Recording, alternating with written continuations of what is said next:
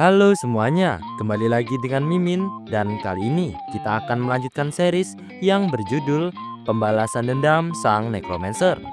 Oh iya, buat kalian yang baru mengikuti series ini, kalian bisa mulai dari part 1 yang Mimin sediakan di deskripsi atau bisa langsung ke playlist yang ini ya. Ya udah, tanpa berlama-lama, mari kita langsung masuk ke dalam alur manhwanya.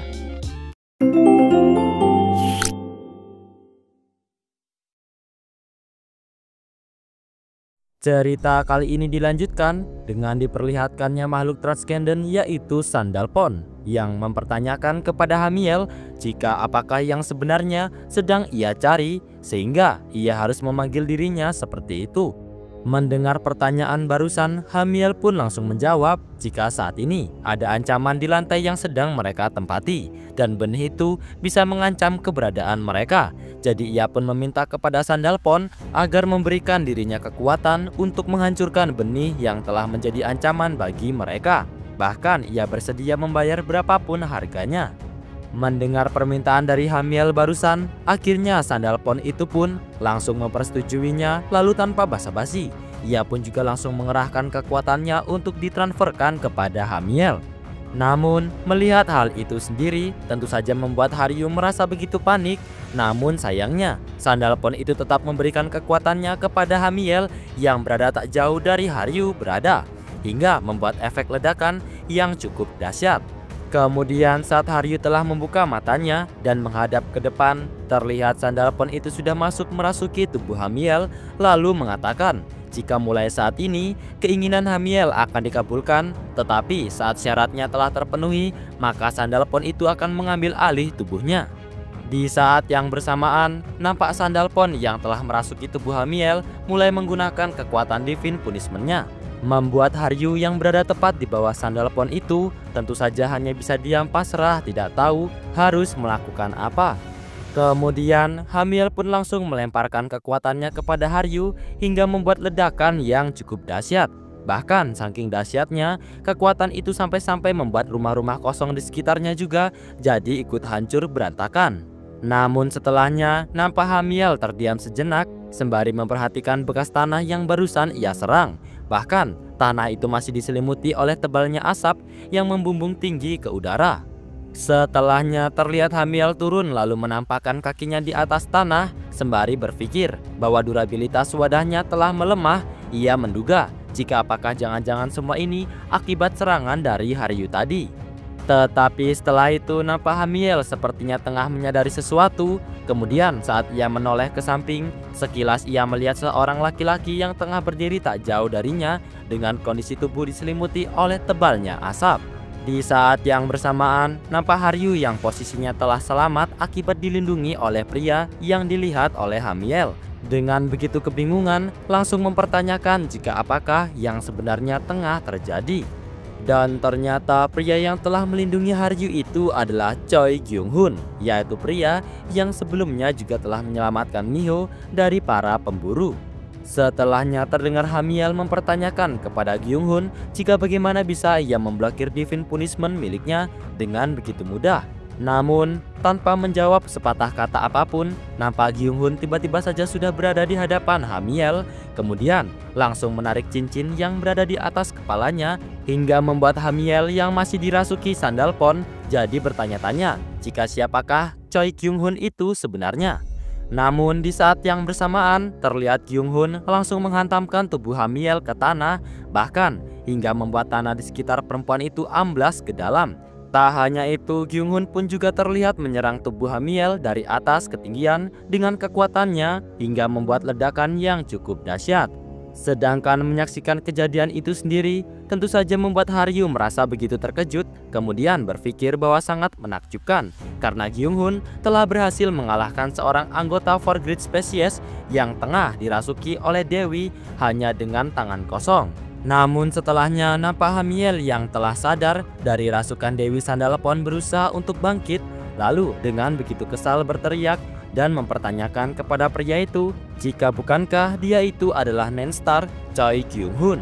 Mendengar pertanyaan dari Hamiel, Kyung-hun sendiri hanya diam saja. Namun di sisi lain, mendengar nama dari pria itu, Haryu sendiri pun jadi merasa begitu terkejut lalu berpikir jika kalau memang benar pria itu adalah Choi Gyung Hun, maka dia adalah satu-satunya anggota Nine Star yang tidak mengkhianati mereka. Dan dia adalah teman dari kakaknya, yaitu Jin Suk. Setelahnya terlihat Hamiel kembali mencoba untuk memanggil Dewi Sandalphon, namun sayangnya ia sama sekali tidak mendapatkan jawaban, membuat Hamiel jadi bertanya-tanya jika apakah koneksi mereka telah terputus karena pukulan dari Gyung Hun tadi. Nampak Hamiel langsung berteriak kepada Gyung Hun seraya mengatakan jika berani-beraninya ia mengganggu ritual sucinya, dan apakah Gyung Hun pikir ia bisa selamat dari hal ini. Karena Gyung Hun pastinya tidak lupa siapakah yang telah mendukung dirinya selama ini. Mendengar itu, nampak Gyung Hun langsung menginjak-injak kepala Hamiel dengan begitu brutal ke tanah, seraya menjawab jika orang yang lupa adalah Hamiel. Karena apakah Hamiel lupa siapakah yang telah mendukung dirinya, yaitu Emperor of Empathies Test, yang itu berarti Hamiel telah menyinggung masternya. Namun mendengar kata Emperor of Empathies Test sendiri tentu saja membuat Hamiel merasa begitu terkejut. Pasalnya Test sendiri adalah makhluk transcendent yang bahkan bisa sebanding dengan dewanya. Lalu terlihat Gyung Hun kembali melanjutkan ucapannya jika bahkan mungkin saja Hamiel juga telah membuatnya merasa kesal. Tetapi setelah mendengar semuanya, Hamiel pun jadi kembali berpikir jika kalau benar Gyung Hun itu adalah muridnya Test, jangan bilang jika ia datang kemari juga karena kehendak dari Test. Karena jika Test telah memutuskan untuk ikut bertarung, maka sudah pasti ia tidak akan mempunyai kesempatan lagi. Setelahnya tanpa basa-basi, Hamiel pun nampak langsung terbang ke atas berusaha untuk kabur seraya mengatakan kepada Gyung Hun jika ia akan mengingat semua ini. Namun melihat Hamiel hendak kabur, dengan begitu geram Haryu pun langsung mengatakan jika ia itu memang sangat pengecut karena berani-beraninya ia melarikan diri seperti itu. Mendengar ucapan Haryu barusan dengan senyum khasnya, Hamiel sendiri pun hanya menjawab dengan mengajak Haryu untuk menunda terlebih dahulu pertarungan mereka sampai mereka bertemu di pertemuan selanjutnya. Dan Hamiel pun berharap agar Haryu tetap hidup sampai waktu itu tiba. Namun mendengar ucapan Hamiel barusan, nampak Gyung Hun tiba-tiba saja tersenyum dengan begitu menakutkan seraya mempertanyakan jika apakah Hamiel sungguh-sungguh berniat untuk kabur. Lalu terlihat Gyung Hun langsung bergerak dengan begitu cepat untuk mengejar Hamiel hingga di detik selanjutnya Gyung Hun pun sudah berada tepat di hadapan perempuan itu, kemudian menatapnya dengan begitu tajam. Melihat Gyung Hun tiba-tiba saja sudah berada tepat di hadapannya, tentu saja membuat Hamiel langsung merasa begitu ketakutan, kemudian berpikir jika Gyung Hun bahkan bisa mengimbangi kecepatan terbangnya Sky Tribe seperti dirinya. Lalu di saat yang bersamaan nampak Gyung Hun langsung menarik salah satu sayap dari Hamiel seraya mempertanyakan jika kira-kira kemanakah ia akan pergi. Setelah itu Gyung Hun pun juga langsung menggunakan kekuatannya yang bernama Choi Gyung Hun Style Fall Strike Punch dan mengarahkannya kepada Hamiel hingga membuat perempuan itu tentu saja langsung berteriak ketakutan.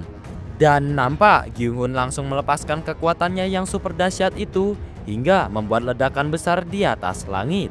Di sisi lain, tepatnya di ruangan khas miliknya God Lich yang tentu saja dipenuhi oleh tumpukan koin emas, nampak Donna setelah tersadar kemudian menggeram lirih, merasa sedikit kesakitan. Melihat Donna setelah terbangun dari pingsannya, seseorang pun terdengar langsung menyapanya kemudian mempertanyakan jika apakah ia benar-benar sudah sadar.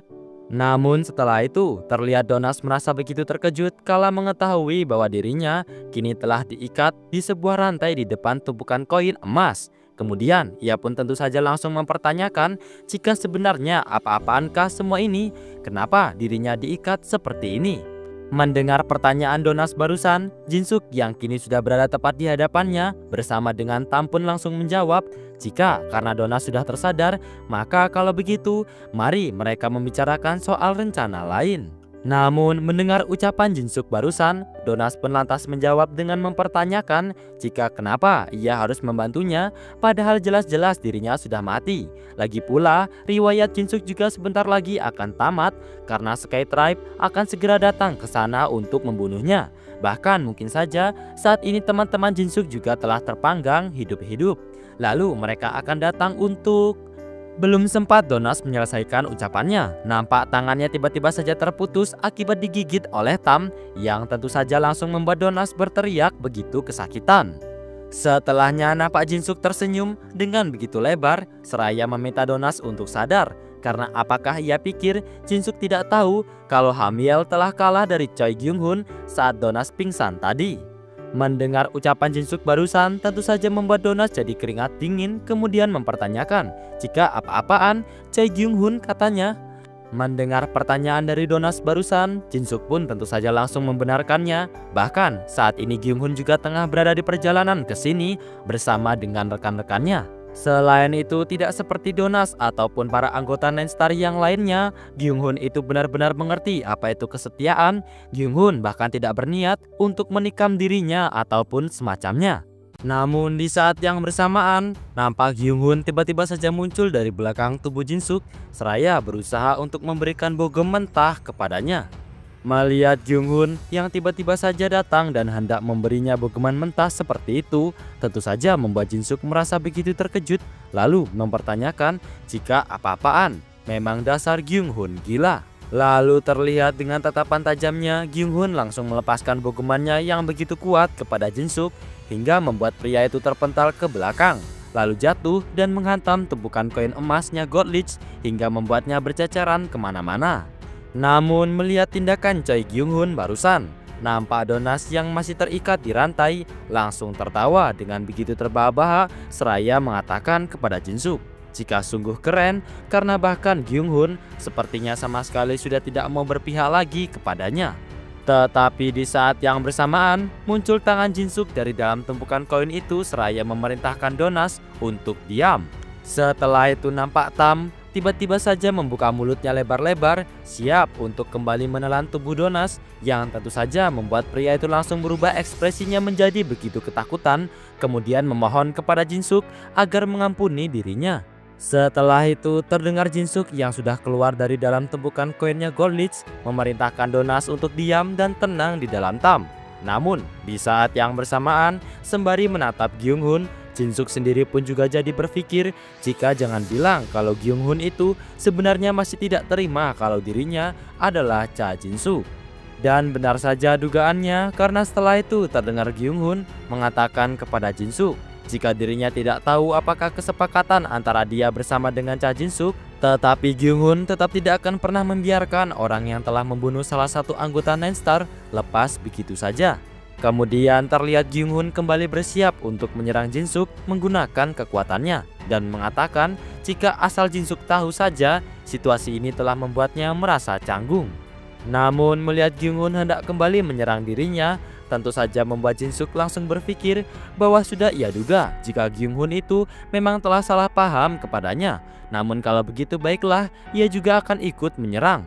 Kemudian terlihat kedua orang itu sama-sama bersiap untuk melepaskan kekuatannya masing-masing di saat yang bersamaan. Sembari tersenyum lebar, Jinsuk pun juga lantas mengatakan kepada Gyung-hun jika kalau begitu ia akan menunjukkan siapakah dirinya sebenarnya. Setelah itu Gyung-hun pun langsung menggunakan kekuatan Choi Gyung-hun style level 4, sedangkan Jinsuk menggunakan kemampuan spinning kick hingga membuat keduanya saling bertabrakan satu sama lain dan menyebabkan gelombang efek yang sangat dahsyat. Tak lama setelah itu, nampak Vulkan merasa begitu terkejut lalu mengatakan jika Gyung-hun itu sangatlah cepat sekali dan apakah ia itu sungguh seorang manusia. Namun di saat yang bersamaan dengan wajah khawatirnya, terdengar Haryu berteriak memanggil Jinsuk yang kini tengah asyik bertarung dengan Gyung-hun.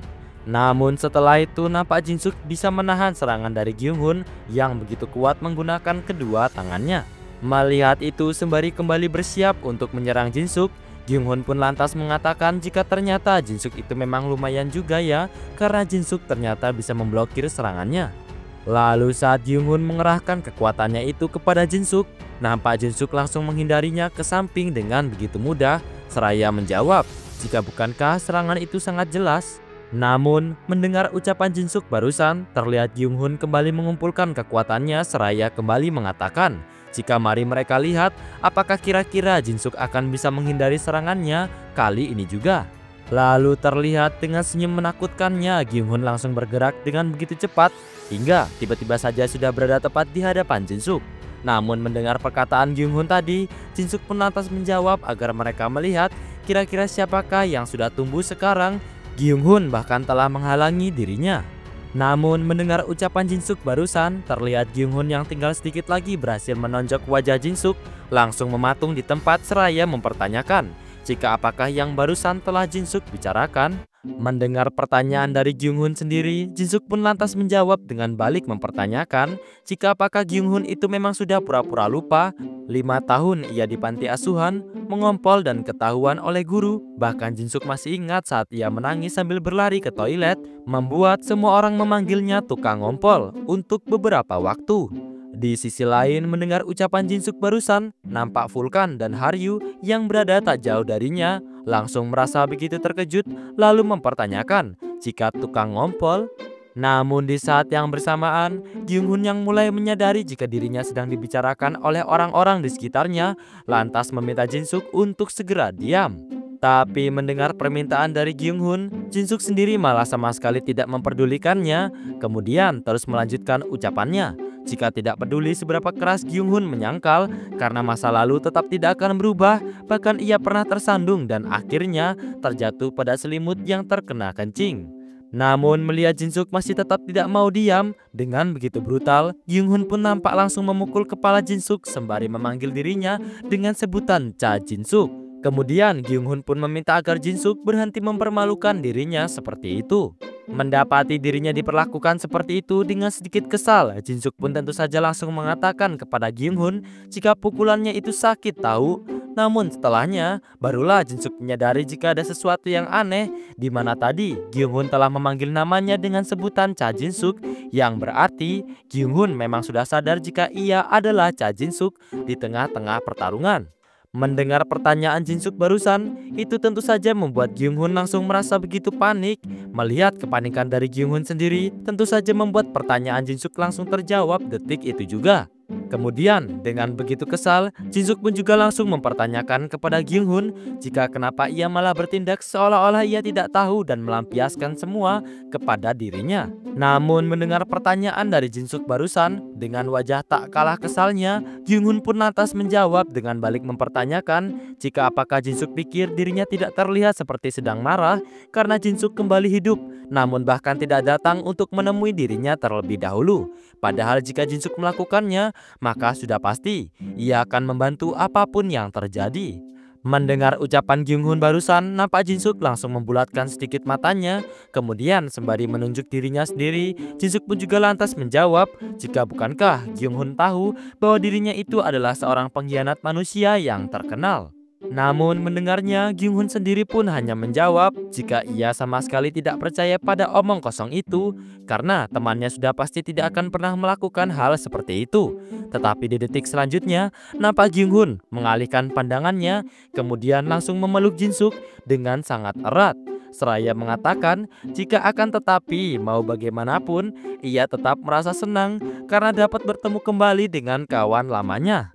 Tetapi mendengar ucapan Gyunghun barusan, Jinsuk sendiri pun hanya menanggapinya dengan candaan. Kemudian ia pun meminta Gyunghun untuk segera melepaskan pelukannya karena ia bau pesing. Namun mendengar ejekan dari Jinsuk barusan, terlihat Gyunghun malah semakin mengeratkan pelukannya hingga hampir membuat tulang rusuk Jinsuk terasa mau patah. Lalu dengan tubuh gemetarnya, Jinsuk pun juga lantas kembali meminta kepada Gyunghun untuk melepaskan pelukannya, karena kalau tidak, maka serius, ia akan mati.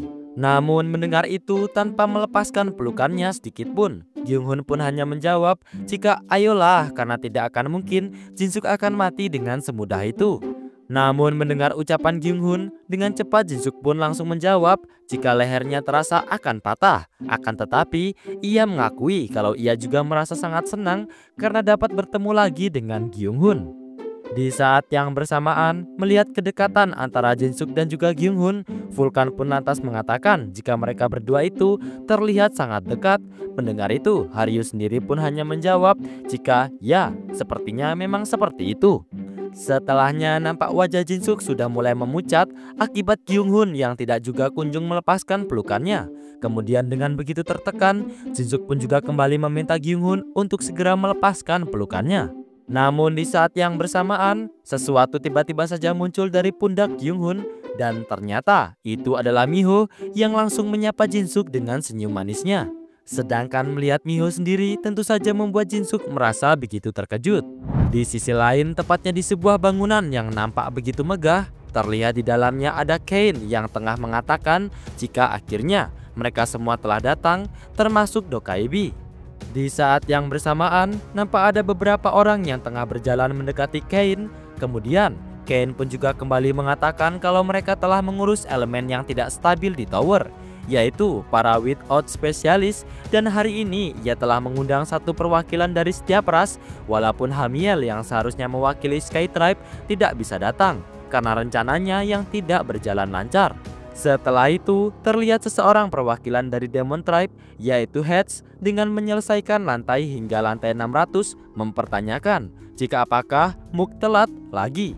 Namun setelahnya terlihat perwakilan dari Dragon Tribe, yaitu Kainan, dengan menyelesaikan lantai tertinggi hingga lantai 600, mempertanyakan kepada rekan-rekannya jika apakah mereka pernah melihat para Giant menempati janjinya, karena mereka selalu telat, mengacau, dan menghilang. Lalu setelahnya terlihat pula ada perwakilan sementara dari Sky Tribe, yaitu Maria, dengan menyelesaikan lantai tertinggi hingga lantai 560, mengatakan jika ini memang pertama kalinya bagi ia, tetapi dia akan bekerja keras sebagai penggantinya Hamiel. Setelahnya terdengar Kain kembali mengatakan jika karena mereka semua telah datang, apakah itu berarti Four Great Species telah setuju dengan rencananya, yaitu untuk mengalahkan Ghostface dan juga memutar balikan surga. Mendengar pertanyaan itu dengan wajah menyeramkannya, Kainan pun langsung menjawab dengan balik mempertanyakan jika memangnya ada pilihan lain, bahkan mereka juga belum pernah melakukan pemusnahan sebesar ini sebelumnya. Lalu dengan wajah tak kalah seramnya, Heads pun juga ikut mengatakan jika ini adalah pertama kalinya sejak insiden Dokaibi, dan mungkin saja ini akan terasa menyenangkan. Kemudian yang terakhir, terdengar Maria juga ikut mengatakan kalau ia tidak sabar untuk melihat para serangga yang akan mereka musnahkan itu berjuang. Namun setelahnya terdengar seseorang mengatakan jika ia juga merasakan hal yang sama. Dan terlihat tubuh Maria tiba-tiba saja ditusuk oleh seseorang dari belakang menggunakan semacam tombak. Lalu saat Maria sedikit menoleh ke belakang, terlihat orang yang telah menusuknya ternyata adalah Hamiel. Di saat yang bersamaan, nampak Hamiel menatap Maria dengan begitu tajam, seraya mengatakan jika sejak awal kursi itu adalah miliknya. Kemudian Hamiel pun langsung melenyapkan Maria dengan cara kembali menyabetkan senjata itu ke tubuh Maria hingga membuat ia mengeluarkan banyak sekali cairan merah. Lalu, setelah membunuh Maria, terlihat dengan kondisi tubuh yang sudah dipenuhi oleh luka, Hamiel langsung mempertanyakan kepada rekan-rekannya jika mereka itu memang tidak sabaran ya, karena mereka bahkan mencari pengganti secepat itu saat dirinya pergi, dan apakah mereka tidak berpikir bahwa itu sangat menyakiti hatinya. Baiklah, segini dulu video pada hari ini. Terima kasih buat teman-teman yang selalu menonton video Mimin sampai akhir. Dan Mimin minta maaf jika ada salah kata atau pengucapan dalam video. Mimin akhiri, wassalamualaikum warahmatullahi wabarakatuh.